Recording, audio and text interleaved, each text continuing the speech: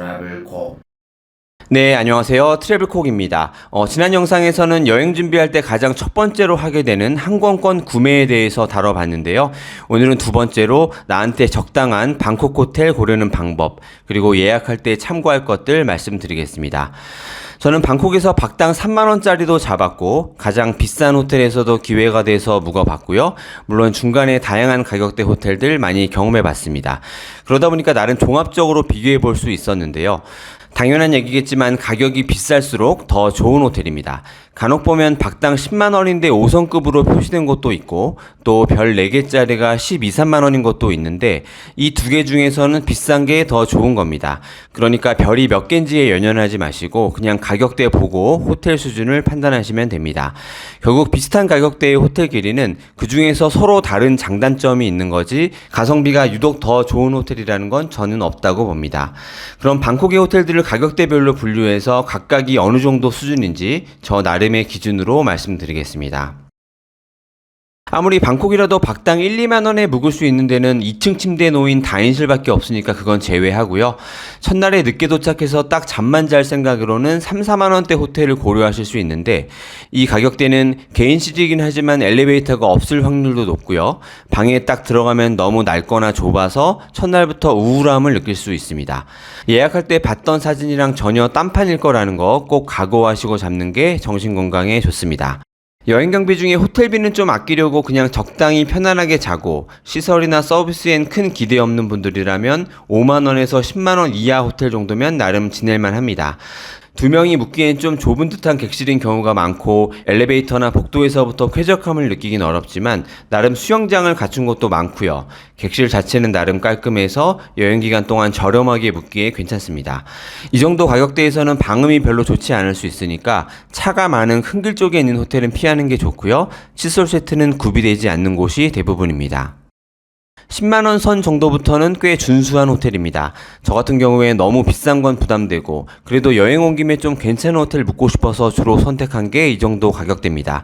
두 명이 묵어도 좁지 않게 느껴지는 객실 크기인 30제곱미터는 대부분 나오고요. 조식도 먹을만 하고 직원들 서비스도 나름 환대받는다는 느낌이 들고 대부분은 객실 수가 200개 넘는 곳들이라 로비나 수영장 같은 부대시설도 전반적으로 괜찮습니다. 10만원 중후반이면 우리가 흔히 생각하는 5성 호텔의 면모를 갖춘 곳들이라고 보시면 됩니다. 객실은 두 명이 지내기에 충분한 크기인데다가 가구나 어메니티들도 잘 갖추고 있고 수영장이나 로비 같은 부대시설 컨디션도 아주 괜찮습니다. 그리고 이 정도면 큰 도로 바로 앞에 위치했더라도 외부 소음 걱정은 덜 하셔도 됩니다. 그러니까 여행 중에 호캉스에 준하게 호텔 시설을 충분히 이용하고 싶다면 괜찮은 선택지가 될 수 있겠습니다. 박당 20만원이 넘어가면 기본적으로 럭셔리 호텔이라고 부를 만한 곳들인데 물론 가격이 올라갈수록 이것들 중에서도 차이는 있습니다. 이런 호텔들은 나갔다 늦게 들어오면 아깝다는 생각이 들 만큼 고급스럽고 나무랄 데가 거의 없는데요. 객실엔 보통 캡슐 커피가 무료로 제공되고 특히 침대에 누워보면 이래서 비싸구나 싶을 정도로 편안함이 느껴집니다. 투숙 중 저녁 시간대쯤에 한 번 더 청소하고 정리해주는 턴다운 서비스도 대부분 해주니까 고급 호텔이란 게 이런 거구나 싶기도 합니다. 그래서 여행 중에 마지막 1박 정도라도 럭셔리 호텔을 예약하는 분들 많은 걸로 알고 있습니다. 가격대야 그냥 내가 판단해서 정하면 되는 거지만 호텔 고를 때 가장 신경 쓰이면서 어려운 게 위치입니다. 첫 번째로는 여행 중에 베이스 캠프 삼아 여기저기 다니기에 좋은 위치인가, 그리고 두 번째는 호텔 주변 동네 분위기일 텐데요. 방콕 지리에 익숙하지 않은 분들은 둘 다 막연하고 어려우실 거니까 실제 방콕 지도를 보면서 지역별로 이 두 가지에 대한 설명을 드려보겠습니다. 네, 이 까만 선 테두리 안쪽이 방콕이고요. 네, 여기 보이는 게 수완나품 공항입니다. 네, 방콕은 크기가 서울의 2배 이상이라고 해서 꽤 큰 면적인데요. 여기 중간에 보면 이렇게 짜오프라야 강이 흐르고 있는 게 보이고 중간에 아이콘들을 제가 표시해 놨습니다. 우리가 방콕 여행 오면 거의 95% 이상은 이 중심부 쪽에서 이동하게 되니까 물론 이쪽이라든지 이쪽으로 호텔을 잡으면 안 되겠죠. 네, 한번 중간 지역을 확대해서 보도록 하겠습니다. 네, 이 중에서도 제가 지금 원으로 표시하는 이 정도 범위 안에서 우리는 대부분 이동한다고 보시면 되고요. 이 범위 안에서는 이 끝에서 저 끝으로 가도 직선거리로 한 15km 정도 되고요. 차가 안 막히면 한 30분 이내로 어디든지 갈 수 있다고 보시면 됩니다. 근데 문제는 방콕의 교통 체증이고요. 뭐 길게 걸리면 한 2시간까지도 걸릴 수 있다고 보시면 됩니다. 네, 제가 이렇게 색깔이 있는 선으로 표시한 것들은 방콕의 전철 노선을 표시한 건데 이게 전철이기도 하지만 방콕의 메인 도로이기도 합니다. 그러니까 무슨 말이냐면 예를 들어서 여기서 이쪽 방향으로 이동하는 거랑 그 다음에 여기서 전철 노선을 따라서 이렇게 이동한다면 같은 거리를 간다고 해도 주요 도로이기 때문에 훨씬 더 빨리 갈 수 있다는 거를 말하고요. 네, 특히 이 선들을 전철로 만약 이용을 하면 최대 20분 이내로 어디든지 갈 수가 있습니다. 그러니까 호텔을 잡을 때는 우리가 전철을 이용하든 안 하든 이 선 위에 있는 곳들에 호텔을 잡는 게 유리하다고 볼 수 있습니다. 네, 방콕에는 크게 두 개의 전철 라인이 있는데요. 지금 여기 파란색으로 표시된 거, 여기서부터 이렇게 이동하는 게 지하철 MRT 라인이고요. 그리고 녹색으로 표시된 요것들, 그리고 여기서부터 여기까지 움직이는 게 지상철 BTS라고 보면 되는데요. 근데 이 녹색 BTS끼리는 여기 시암역이라는 데서 환승을 하게 되는데 환승이 굉장히 쉽습니다. 네, 내가 전철에서 내리면 바로 한 20m 앞에 있는 플랫폼을 이용해서 바로 갈아탈 수 있고요. 또는 에스컬레이터 바로 하나만 내려가서 아주 쉽게 환승을 할 수 있습니다. 그러니까 이 두 개의 BTS 라인끼리는 그냥 하나의 노선이라고 봐도 무방하고요. 근데 이제 MRT는 다릅니다. 환승을 하려면 완전히 밖으로 나가서 그 주변에 있는 다른 전철을 다시 표를 끊고 들어가야 되는 거니까 이때는 좀 많이 번거롭다고 할 수 있습니다. 그러니까 이 선으로 표시한 것들이 BTS와 MRT를 나타내고 있는데요. 그럼 이 라인들을 이용해서 우리가 갈 만한 곳들이 어디가 있는지 한번 찍어 보도록 하겠습니다. 먼저 짜뚜짝 시장은 여기 역시 라인 위에 있고요. 네, 그리고 유명한 야시장인 조드페어라든지 그리고 달랄로파이 2, 지금은 더 원 라차더로 바뀐 것도 바로 이 라인 위에 있고요. 네, 그리고 터미널 21 쇼핑몰이라든지 코리아타운, 뭐 나나, 뭐 서이카보 이런 것들도 이 위에 있고요. 그리고 뭐 프롬퐁, 엠커티어, 엠포리움 이쪽에 있고요. 네, 그리고 방콕의 청담동이라고 하는 통로 에까마이 지역도 이 위쪽에 있습니다. 네, 그리고 방콕의 유명한 쇼핑몰인 뭐 MBK 센터라든지 시암 파라곤, 센트럴 월드 같은 것도 이 위에 있고요. 네, 룸피니 공원도 이쪽에. 네, 그리고 방콕에서 가장 높은 빌딩인 킹파워 마하나콘도 여기 있고요. 그리고 차이나타운이라든지 왕궁도 이쪽 위에 있는 걸로 알 수 있습니다. 네, 지금 말씀드린 것 같이 우리가 갈 만한 웬만한 목적지들은 이 전철 라인 위에 있으니까 호텔을 잡을 때는 이 경로 위에 있는 호텔을 잡는 게 무조건 유리하다고 생각하시면 됩니다. 네, 그 중에서도 저는 세 가지 지역을 좀 추천드리고 싶은데요. 첫 번째로는 이쪽에 스쿰빗이라고 하는 곳이고요. 두 번째로는 이쪽 시암 쪽, 그리고 마지막으로 이쪽 짜오프라야 강가 쪽, 이렇게 세 군데에 대해서 저는 추천을 드리고 한번 자세하게 말씀을 드리도록 하겠습니다.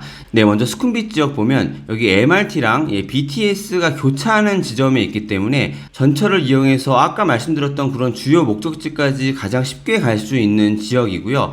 네, 여기는 외국인들이 워낙 많이 찾는 곳이기도 하고 그래서 호텔도 가장 많이 밀집되어 있고, 네, 그리고 뭐 편의시설, 뭐 식당이라든지 바, 네, 그리고 마사지도 뭐 중고가부터 저가 마사지까지 굉장히 많이 모여 있고요. 그리고 특히 이제 밤 늦게까지 뭐 10시, 11시, 12시 이후까지도 좀 많은 사람들이 북적이는 그런 지역이라고 보시면 됩니다. 예, 그리고 두 번째로는 이제 시암 쪽인데요. 네, 여기는 BTS 두 개가 연결되는 지점이지만 MRT는 연결이 안 돼 있습니다. 그래서 뭐 한두 정거장 타고 가서 MRT를 이용할 수 있긴 한데 여기가 좀 특징이 있습니다. 여기 좀 확대해서 보면요.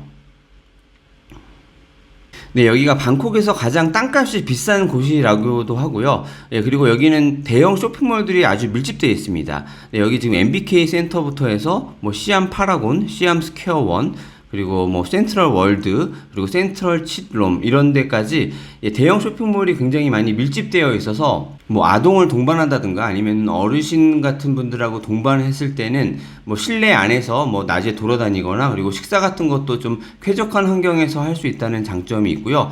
그리고 또 한 가지는 여기는 밤 10시가 넘어가면 굉장히 조용합니다. 보통 이 쇼핑몰들이 10시에 문을 닫는데 영업을 종료하면 거의 대부분 길가에 사람들이 없기 때문에 굉장히 조용하면서 좀 쾌적한 환경에서 묵을 수 있다는 그런 특징이 있습니다. 네, 그리고 또 하나는 이 짜오프라야 강 주변인데요. 네, 이 강변에는 고급 호텔들이 많이 모여 있습니다. 네, 물론 여기 BTS밖에 다니지 않기 때문에 교통이 그렇게 썩 좋다라고 말할 수는 없겠지만 일단 강 전망이 나오는 게 가장 큰 장점이라고 할 수 있고요. 네, 이 강변에 있는 호텔들은 웬만하면 여기 있는 이 사판 탁신역까지 무료 셔틀을 운영을 하니까 네, BTS 타기에는 비교적 괜찮다고 할 수 있고요. 네, 여기 사판 탁신역 바로 앞에 사톤이라는 선착장이 있는데 네, 이 사톤 선착장이 사우프라야 강의 메인 항이라고 볼 수 있고요. 네, 여기서 뭐 차이나타운이라든지 왕궁 그리고 카오산 로드까지 네, 배를 타고 한 30분 정도면 이동할 수 있다는 것도 장점이라고 할 수 있습니다. 근데 이 강변 지역은 여기만 해도 주요 호텔을 제외하면 외국인들이 많이 다니지 않는 곳이기 때문에 좀 로컬스러운 분위기를 느낄 수 있고 뭐 편의시설 같은 거는 좀 부족하다고 할 수 있습니다. 이렇게 가격대랑 위치를 대강 정했으면 이제 그 중에서 하나를 취향대로 선택하면 될 텐데 구글 지도에서 호텔로 검색한 다음 원하는 위치 움직여서 찾아도 되고요. 호텔 예약 사이트에서 가격과 지역 필터를 넣고 검색해도 되는데 저는 아고다가 사진이나 정보들이 잘 정리되어 있어서 주로 이용하는 편입니다. 근데 그래도 호텔이 너무 많아서 고르기 어려우실 수 있는데요. 구글에서 트래블콕 방콕 지도라고 검색하면 제가 우리나라 분들한테 인기 있는 호텔 그리고 그 외에 추천할 만한 곳들 한 100개 정도를 엄선해서 표시해 놨습니다. 그 중에서 고르면 최소한 나쁜 선택은 피할 수 있다고 말씀드릴 수 있겠습니다.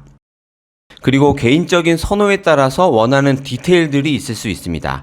조식의 종류랑 퀄리티라든지 수영장의 크기나 깊이, 방 안의 콘센트의 개수와 위치 같은 것들, 그리고 요새는 전객실 금연 호텔이 많으니까 발코니가 딸려 있는가 하는 것들인데 제 채널에서 방콕 호텔 투어라고 검색하면 디테일하게 리뷰해 놓은 영상 여러 개 있으니까 그것들 참고해 보시면 좋겠습니다. 호텔을 고르셨으면 이제 예약을 해야 되는데 코로나 전까지만 해도 대부분의 경우는 어디서 하는 게 가장 싸다라는 게 있었거든요. 근데 요새는 어떤 과도기인 건지 확실한 변화가 생기면서 좀 복잡해졌습니다. 결론부터 말씀드리면 아고다, 트립닷컴, 몽키트래블 그리고 호텔 홈페이지 다 비교해보는 게 좋습니다. 아고다는 가장 많은 사람들이 이용하고 특히 동남아 지역 호텔에 대해서는 최강자고요. 트립닷컴은 중국 기반 회사인데 그래서 호텔의 입김이 세져서 그런지 요새는 아고다보다 싸게 나오는 경우도 종종 보입니다. 몽키트래블은 국내 여행사 중에서는 방콕 내 원탑인데 그래서 특정 호텔들에 대해서 경쟁력 있는 요금이 은근히 많습니다.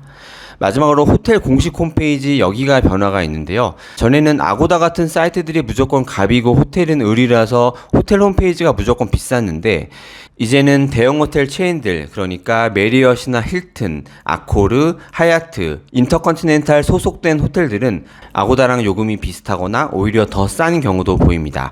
또 참고로 대형 체인들은 호텔 예약 사이트에 어떤 할인 쿠폰도 적용되어 있지가 않습니다. 그 외에 로컬 호텔이나 중소규모 체인들은 여전히 호텔 홈페이지보다 아고다가 무조건 싼 건 맞습니다. 호텔별로 대형 체인에 속하는지 아닌지 알기 어려우니까 들어봤던 호텔이라면 공식 홈페이지 요금도 이제는 같이 비교하는 게 좋겠습니다. 그리고 사이트별로 비교할 때 꼭 아셔야 되는 게 있는데요. 호텔 요금은 기본 요금, 총 요금 이렇게 두 가지로 표시됩니다. 기본 요금은 서비스 차지랑 텍스가 제외된 요금인데요. 많은 사이트에서 이 기본 요금을 우선 노출하다가 최종 단계에서 한 18% 정도 올라가는 경우가 많습니다. 그래서 호텔로 비교할 땐 꼭 최종 요금끼리 하셔야 됩니다. 네, 지금까지 방콕 호텔 고르고 예약하는 방법 말씀드렸고요. 다음 시간에는 손해 안 보고 바트 환전하는 방법에 대해서 말씀드리겠습니다. 감사합니다.